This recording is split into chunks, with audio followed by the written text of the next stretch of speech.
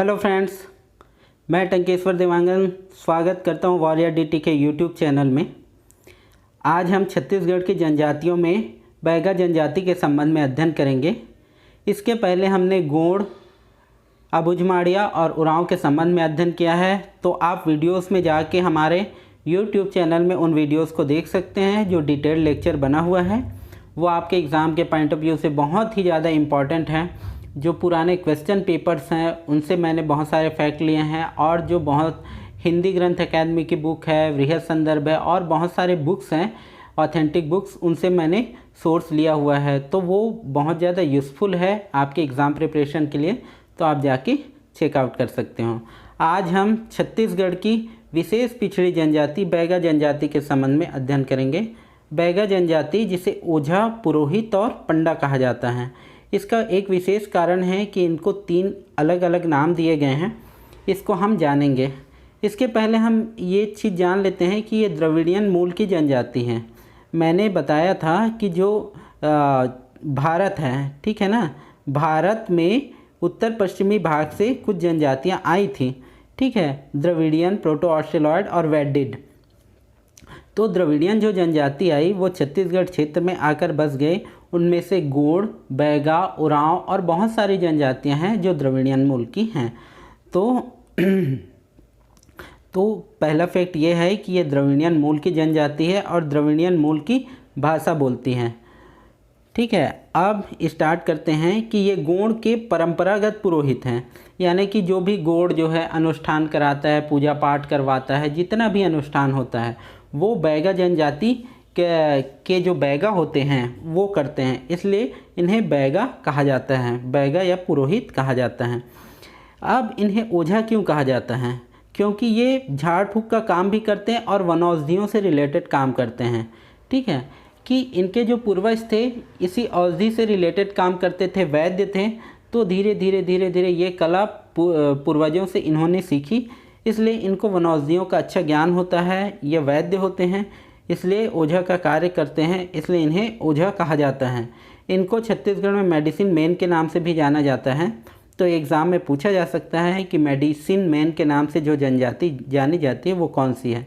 तो बैगा जनजाति या ओझा जनजाति, ऐसा।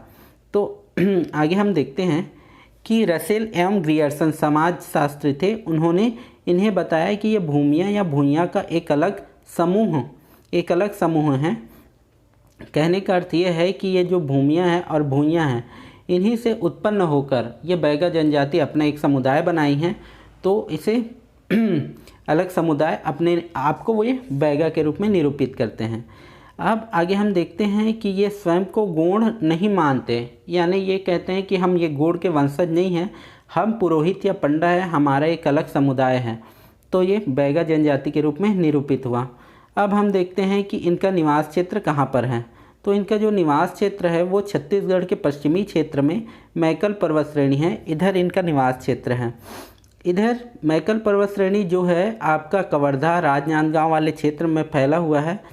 तो इनका भी निवास क्षेत्र मैकल पर्वत श्रेणी ही है। Main fact, Kawardha, Rajnandgaon, Mungeli, Bilaspur, Korea, Gaurela Pendra, Marwahi, तो इन क्षेत्रों में बैगा जनजाति पाई जाती है। ये बहुत ही इम्पॉर्टेंट फैक्ट है। मैकल पर्वत श्रेणी में कौन सी जनजाति पाई जाती हैं? तो बैगा जनजाति। तो इनकी उत्पत्ति ये मानते हैं कि नांगा बाबा से हुआ है, ठीक है। तो इसके पीछे एक कथा भी है जो मैं अब जब डिटेल लेक्चर जब बनेगा सभी जनजातियों का एक साथ, तो उसमें मैं बताऊंगा। उसके बाद हम देख लेते हैं कि उपजातियों के संबंध में क्वेश्चन पूछे जाते हैं।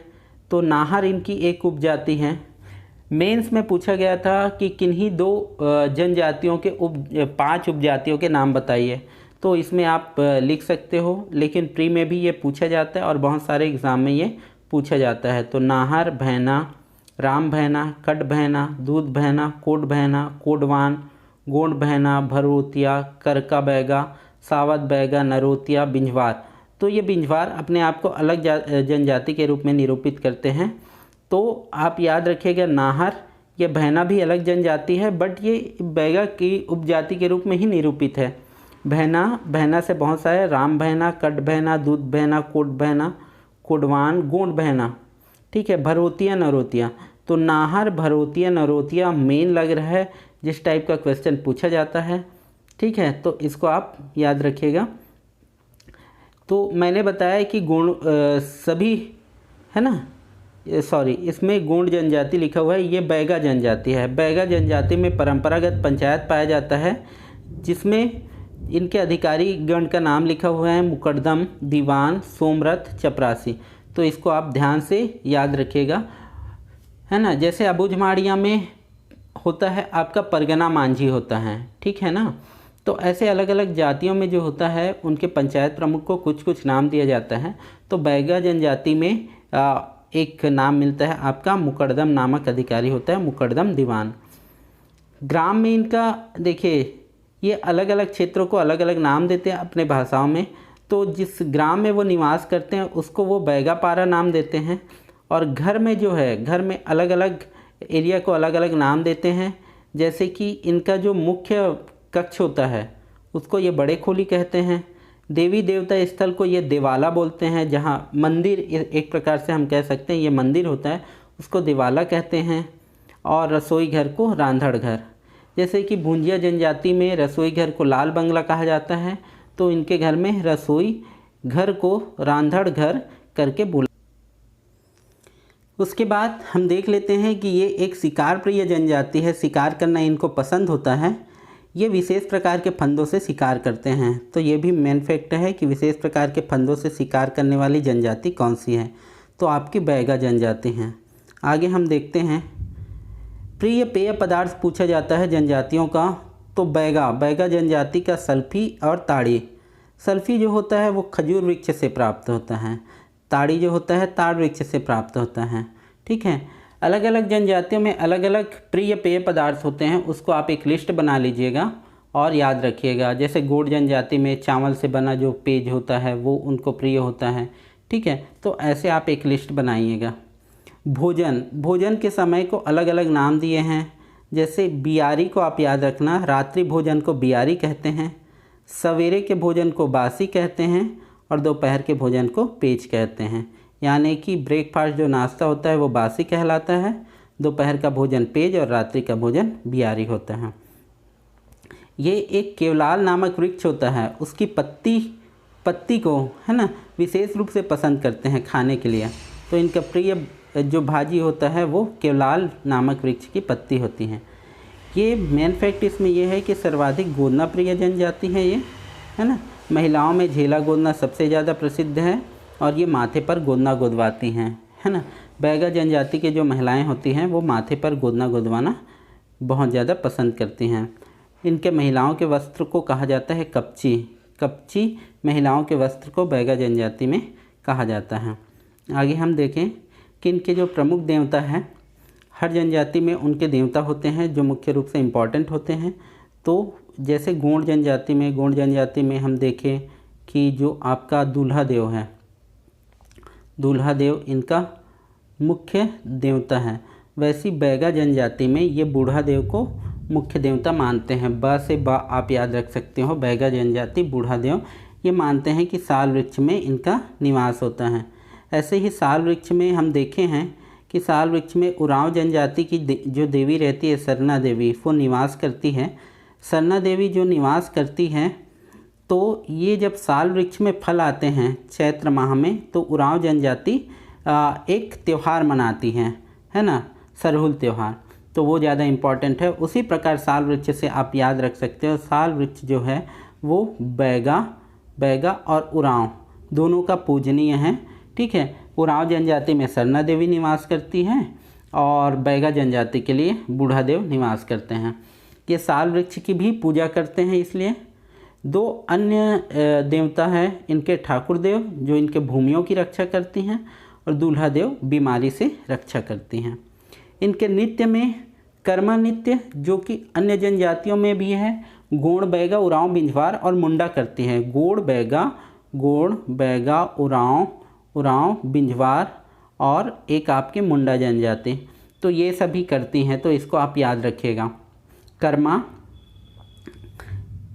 बिल्मा बैगा ये बहुत ही फेमस है, बहुत बार पूछा गया है। बिल्मा बिल्मा नृत्य कौन सी जनजाति करती है? तो ब से ब बैगा, ब से बूढ़ा देव, ब से बैगा, ब से बिल्मा। ठीक है। सैला, फाग, परधौनी, तो इसको आप याद रखिएगा। गीत में सैला जो है, सैला नृत्य जो है वो गोंड जनजाति भी करती है, फाग बहुत सारी जनजातियाँ करती हैं, परघौनी बैगा में मेन है। वो विवाह के अवसर पर बारात आने के समय ये गीत गाते हैं। ये गीत भी है और नृत्य भी है। फाग फागुन में होली के समय ये गाते हैं। उसी प्रकार अपने अपने कृषि को अलग अलग जनजातियाँ अलग नाम देती हैं। जैसे कृषि बैगा जनजाति में बेवार कृषि या बेवरा इसे कहा जाता है। गोंड जनजाति जब मैंने पढ़ाया था तब इसको मैंने बताया था। ठीक है।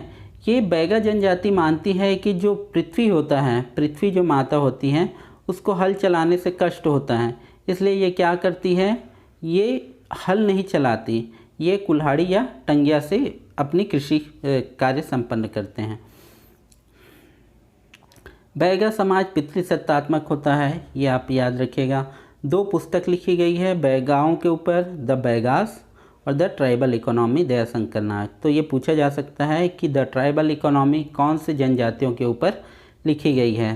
तो बैगा जनजातियों के ऊपर, और लेखक का नाम Dayashankar Nag, D Nag. The Baigas Verrier Elwin, B Verrier Elwin, BVA, है ना। तो ऐसे आप याद रखिएगा। वेरियर एल्विन जो है एक समाजशास्त्री थे। उन्होंने बैगा जनजाति का अध्ययन किया और इनको सबसे हंसमुख जनजाति बताया है और विशिष्ट समूह के रूप में इनको निरूपित भी किया है। ठीक है। तो इसको भी आप याद रखिएगा। बैगा जनजाति विशेष पिछड़ी जनजाति है, इसलिए इनके विकास के लिए अलग अलग अभिकरण और प्रकोष्ठ बनाए गए हैं।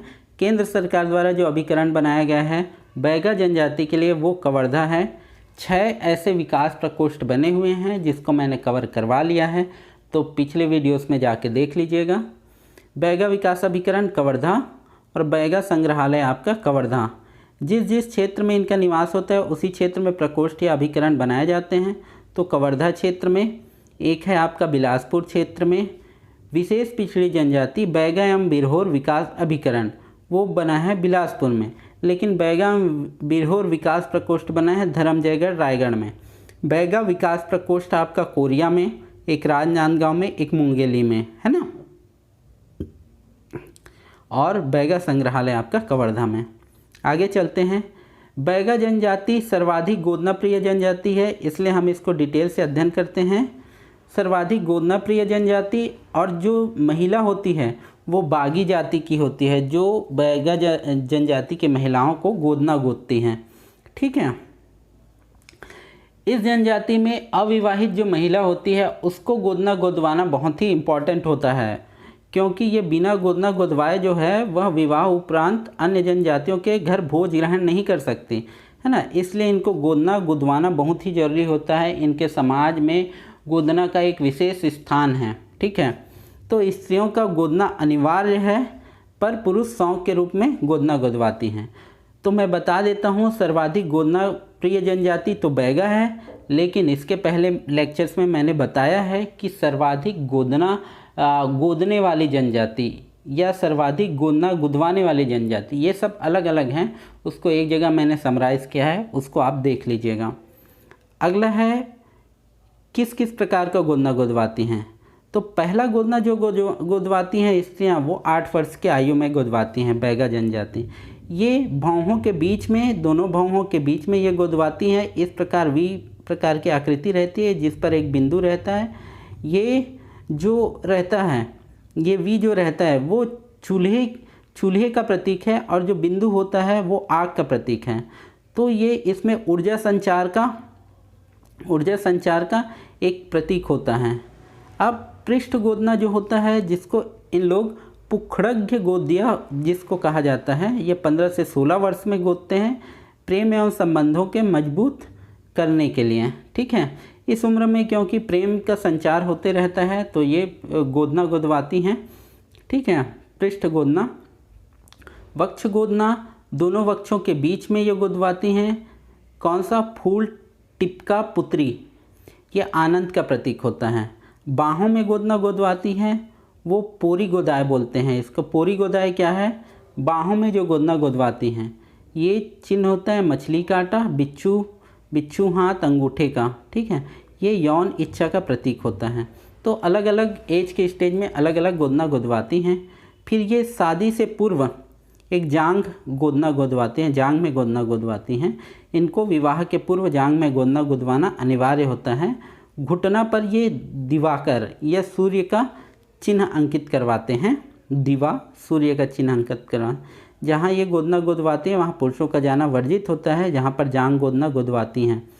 उसके बाद एक होता है पछाड़ी गोदाए, ये पीठ पर गोदवाती हैं, घुटने तक ही वस्त्र पहनती हैं, ठीक है ना। घुटने तक ही वस्त्र पहनती है। महिलाओं के वस्त्र को कपची कहते हैं और ये कपची वस्त्र ही घुटने तक होता है। नृत्य नाटिका हम देख लेते हैं। छेरता इनका प्रमुख नृत्य नाटक है। छेरता पूछा गया है। अब नृत्य में हम देखें तो ये नृत्य में कुशल होती हैं। कर्मा इनका सर्वप्रमुख नृत्य हैं। तो कर्मा, गौण बैगा, उरांव, बिंजवार और आपका जो मैंने बताया था मुंडा जनजाति करती हैं। लेकिन कर्मा बैगाओं का सर्वप्रमुख नृत्य है। दशहरा, बिल्मा, परधौनी ये भी इनका नृत्य है। कर्मा, फाग ये भी है। दशहरा, बिल्मा, परधौनी, कर्मा, फाग। बिल्मा नृत्य कब करते हैं? जीवन साथी चुनाव के लिए। परघौनी नृत्य बारात स्वागत हेतु वर पक्ष द्वारा हाथी बनाकर नचाया जाता है, तो ये होता है परधौनी नृत्य। फिर दशहरा नृत्य जो होता है वो सभी जनजातियों के नृत्य का द्वार कहलाता है। मोस्ट इम्पॉर्टेंट फैक्ट, सभी जनजातियों के नृत्य का द्वार कौन सा नृत्य कहलाता है? तो दशहरा नृत्य। दशहरा के अवसर पर प्रारंभ होता है, इसलिए इसको दशहरा नृत्य कहा जाता है। क्योंकि बैगा जनजाति दशहरा पर्व मनाती नहीं है, ये रावण की पूजा करती हैं। एक अन्य नृत्य करती हैं, सैला नृत्य करते हैं इन लोग। लोकगीत में देखें तो जीवन साथी के लिए प्रणय गीत, प्रेम गीत गाते हैं, ददरिया गीत ये बैगा जनजाति गाती है। फाग गीत गाते हैं, कर्मा गीत गाते हैं, सुवा गीत गाते हैं, ठीक है। कर्मा गीत, सुवा गीत। बैगा जनजाति जो है दशहरा पर्व नहीं मनाती, ये रावण की पूजा करती हैं। बैगाओं में जो हठ विवाह होता है यानी जिद करके जो विवाह होता है उसे पैठुल विवाह कहते हैं। कोरवाओं में हठ विवाह को ढूकू कहा जाता है। महत्वपूर्ण फैक्ट है, ढूकू कोरबा जनजाति में है ना, लेकिन उसी पैठुल जो है पैठुल आपका बैगा जनजाति में कहा जाता है, ठीक है। और कोरबा जनजाति और बैगा जनजाति में समानता यह है कि कृषि पद्धति को दोनों बेवार कृषि कहते हैं। आगे हम चलते हैं। इनके जीवन संस्कार के संबंध में महत्वपूर्ण फैक्ट है कि प्रसव कराने वाली महिला गौजी कहलाती है। प्रथम मासिक धर्म जब आता है तो उस समय को मुरमैली कहते हैं। गर्भावस्था में इनको पेड़ पर चढ़ना और मिट्टी उठाना निषेध होता है। नवजात शिशु हो जाने पर स्त्री को पारंपरिक जड़ी बूटी का एक काढ़ा पिलाया जाता है, ओखंद। जब भी कोई स्त्री बच्चा होती है तो उसके बाद उसका शरीर कमज़ोर हो जाता है, तो बैगा जनजाति में एक पुष्टिवर्धक जड़ी बूटी का काढ़ा बनाते हैं जिसे ओखत कहते हैं। विवाह संस्कार जो संपन्न कराता है उसे दोषी कहते हैं। वधु मूल्य प्रचलन में है इस जनजाति में, इसे सूगधन कहा जाता है। महिलाओं के वस्त्र को ये कपची कहते हैं। तो ये सभी फैक्ट। अब मृतक संस्कार से कुछ फैक्ट देख लेते हैं। तो मृतक संस्कार में शव को दफनाने की प्रथा होती है। ये गलती से टाइप हुआ है, जलाने की प्रथा, दफनाने की प्रथा होती है। लेकिन दुर्घटना से अगर मृत्यु हुआ है, गर्भवती स्त्री और अविवाहित व्यक्ति की अगर मृत्यु हुई है तो फिर उनको जलाया जाता है, ठीक है। मृत्यु के बाद जो संस्कार होते हैं उनमें शुद्धिकरण होता है जिसे मादी कहते हैं। इसको याद रखिएगा, मादी है ना। इनमें एक विशेष पर्व मनाया जाता है, पूछा गया प्रश्न है, रतौना पर्व मनाया जाता है। अब उसके बाद हम देख लेते हैं विवाह। विवाह जो है वो लमसेना विवाह होता है। लमसेना विवाह यानी सेवा विवाह। लमसेना में ये होता है कि जब वर पक्ष वधु मूल्य देने के लिए तैयार नहीं होते तो इसमें एक प्रथा होती है कि जो लड़का होता है वो लड़की के घर जाके अपने सास ससुर की सेवा करता है, ससुराल की सेवा करता है, तो वो उसके घर में ही रहता है, लड़की के घर में रहता है, जिसे लमसेना कहा जाता है। ठीक है। दूसरा विवाह होता है चोरी विवाह या सहपलायन विवाह, जिसमें लड़का लड़की भागकर शादी करते हैं। घुरावट विवाह में ये होता है कि एक लड़का जब जिस घर से लड़की लाता है उसी घर के लड़के से अपने बहन की शादी इनको करनी पड़ती हैं। ठीक है, तो ये घुरावट विवाह। एक्सचेंज। खड़ोनी पुनर्विवाह, पुनर्विवाह को ये खड़ोनी कहते हैं। खर्ची यानी वधू धन की जो प्रथा होती है, वधू के बदले वर द्वारा चावल दाल तेल गुड़ आदि दिया जाता है, जिसे खर्ची कहा जाता है। आगे 2 फैक्ट हैं कि भूमिका भूत प्रेत भगाने वाले को, झाड़ फूंक करने वाले, देवी देवताओं की पूजा करने वाले को भूमिका कहते हैं बैगा जनजाति में। प्रमुख वाद्य यंत्र है इनका मांधर ढोल टिमकी नंगाड़ा किन्नरी। मांधर ढोल टिमकी नंगाड़ा किन्नरी। तो ये सभी फैक्ट आपको याद रखने हैं। आगे हम समराइज़ कर देते हैं कि कौन कौन सा फैक्ट बहुत ही ज़्यादा इम्पॉर्टेंट है। तो बैगा जनजाति, इसमें एक फैक्ट और है कि जो बैगा जनजाति होती है, बैगा जनजाति छत्तीसगढ़ की सबसे अधिक जनसंख्या वाली विशेष पिछड़ी जनजाति है। ठीक है ना। तो इसमें बैगा जनजाति सबसे विशेष पिछड़ी जनजाति में सबसे अधिक जनसंख्या वाली जनजाति हैं। और दूसरा है कि इनको मेडिसिन मैन के नाम से जाना जाता है। गुणों के परंपरागत पुरोहित होते हैं, है ना। मैकल पर्वत श्रेणी में इनका निवास होता है। ये नांगा बाबा को अपना पूर्वज मानते हैं। ठीक है। और इनकी उपजाति है नाहर, भरोतिया, नरोतिया। आगे हम देखें, शिकार प्रिय जनजाति है और विशेष प्रकार के फंदों से शिकार करती हैं। ठीक है। आगे हम देख लेते हैं, प्रिय पेय पदार्थ है इनका सल्फी एवं ताड़ी। सल्फी जो प्राप्त होता है वो खजूर वृक्ष से प्राप्त होता है। रात्रि के भोजन को बियारी कहते हैं। और केवलाल नामक वृक्ष की पत्ती होती है, इनकी प्रिय भाजी होती है। महिलाओं के वस्त्र को कपची कहते हैं। सर्वाधिक गोदना प्रिय जनजाति हैं। ये झीला गोदना गोदवाती हैं और माथे पर गोदना इनका प्रसिद्ध है। इनके प्रमुख देवता जो हैं वो बूढ़ा देव है, जो साल वृक्ष में निवास करते हैं। और इनमें सर्वप्रमुख नृत्य है कर्मा नृत्य और गीत है परधौनी। उसके बाद हम देख लेते हैं कि इनके कृषि को कहा जाता है बेवार कृषि। और 2 बुक्स हैं, the Baigas Verrier Elwin, the tribal economy, Dayashankar Nag. उसके बाद बैगा विकास अभिकरण जो बनाया गया है वो कवर्धा में, और बैगा संग्रहालय आपका कवर्धा में। गोदना प्रथा में हम देख लेते हैं कि सर्वाधिक गोदना प्रिय जनजाति है और बागी जाति की महिला गोदना गोदती हैं।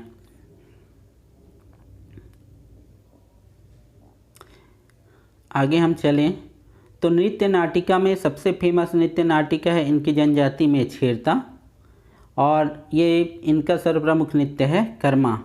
भिलमा नृत्य जीवन साथी चुनाव के लिए फेमस है। ठीक है। दशहरा नृत्य को ये सभी जनजातियों के नृत्य का द्वार है। ठीक है।